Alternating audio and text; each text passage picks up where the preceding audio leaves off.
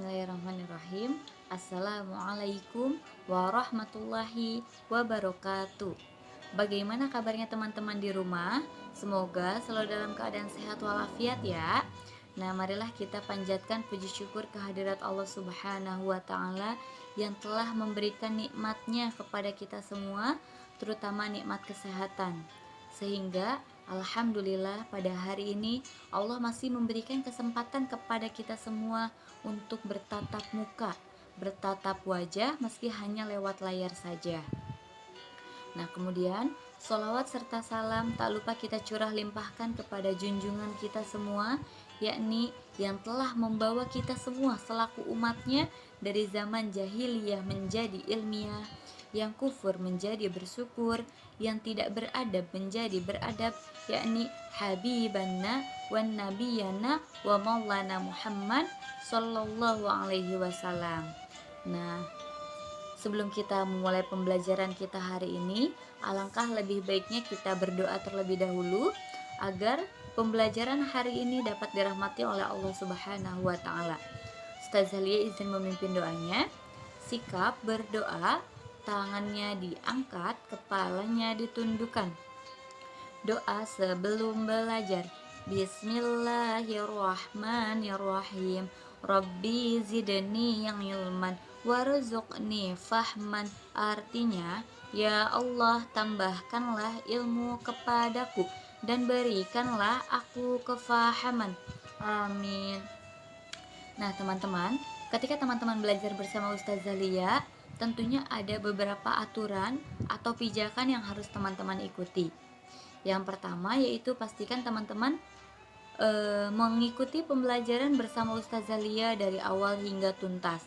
Kemudian yang kedua, pastikan teman-teman fokus mendengarkan informasi yang akan disampaikan oleh Ustazah Lia. Dan yang terakhir, yang ketiga, pastikan teman-teman merapikan kembali alat-alat yang sudah teman-teman gunakan. Nah, alhamdulillah pada kesempatan hari ini Ustazah Lia diberikan amanah untuk mengajarkan atau berbagi informasi mengenai jenis-jenis najis dalam mata pelajaran fikih. Nah, apakah teman-teman tahu apa itu najis? Nah, di sana sudah dijelaskan. Secara bahasa Arab, najis adalah al-qadarah, yang artinya adalah kotoran. Nah, najis ini dikenal sebagai kotoran yang menjadi penghalang ibadah kita kepada Allah Subhanahu wa taala. Nah, najis ini dibagi menjadi beberapa atau dikelompokkan menjadi beberapa kelompok. Nah, ada 3 kelompok najis. Yang pertama yaitu najis mukhaffafah, yang kedua ada najis mutawassithah, dan yang terakhir yang ketiga ada najis mughalazah. Nah, hari ini kita akan membahas satu persatu dari najis mukhaffafah, kemudian najis mutawassithah dan najis mughalazah. Nah, untuk yang pertama yaitu ada najis mukhaffafah. Nah, najis mukhaffafah ini adalah najis yang ringan. Nah, contohnya yaitu ada air kencing bayi laki-laki yang belum berusia 2 tahun dan hanya meminum air susu ibu saja. Nah, jadi ketika teman-teman terkena kencing bayi laki-laki yang usianya belum 2 tahun dan selain itu dia hanya meminum air susu ibu saja, maka teman-teman itu terkena najis yang ringan atau bisa dibilang najis mukhaffafah. Kemudian yang kedua itu ada najis mutawassithah.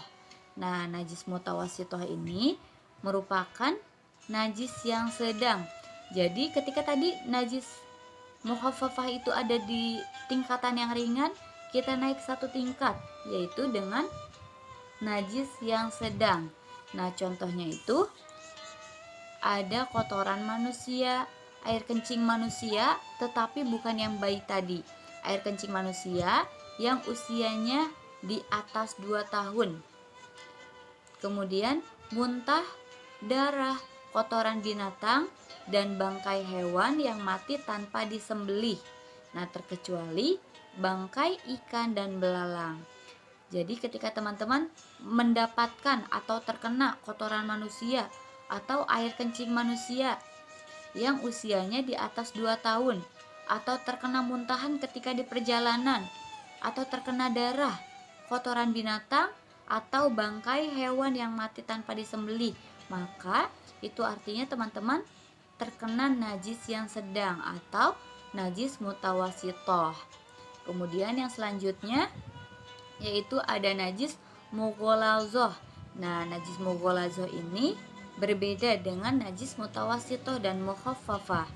Nah, najis mughalazoh ini adalah najis yang berat. Ketika tadi tingkatan dari najis mutawasitoh itu disedang, kemudian kita naik satu tingkatan lagi menjadi najis yang berat. Nah, contohnya itu adalah air liur anjing atau babi atau segala hal yang berhubungan dengan anjing dan babi. Nah, ketika teman-teman terkena air liur anjing atau terkena babi, nah maka teman-teman ini terdapat atau terkena najis yang berat atau najis mughalazoh seperti itu.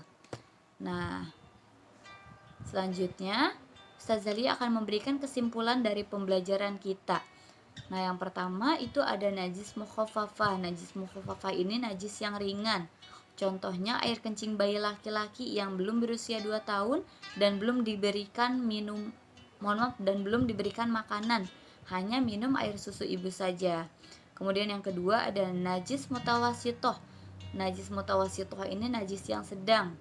Nah, contohnya itu kotoran manusia dan binatang, air kencing manusia, muntah, darah, bangkai hewan. Kemudian yang terakhir najis mughalazoh. Najis mughalazoh ini adalah najis yang berat. Nah, najis mughalazoh ini selain najis mutawasitoh dan selain najis mukhaffafah. Nah, contohnya itu ada air liur anjing dan babi atau segala hal yang berhubungan dengan anjing dan babi. Nah, manfaat yang dapat kita ambil dari mempelajari jenis-jenis najis ini yaitu agar kita dapat mengetahui jenis-jenis najis dan tingkatan najis tersebut. Mungkin cukup sekian yang bisa disampaikan oleh Ustazah Lia. Kurang lebihnya Ustazah Lia memohon maaf. Kita tutup dengan membaca hamdalah bersama-sama. Alhamdulillahirabbil alamin. Segala puji bagi Allah, Tuhan semesta alam. Amin. Ustazah Lia izin menutup. Wassalamualaikum warahmatullahi wabarakatuh.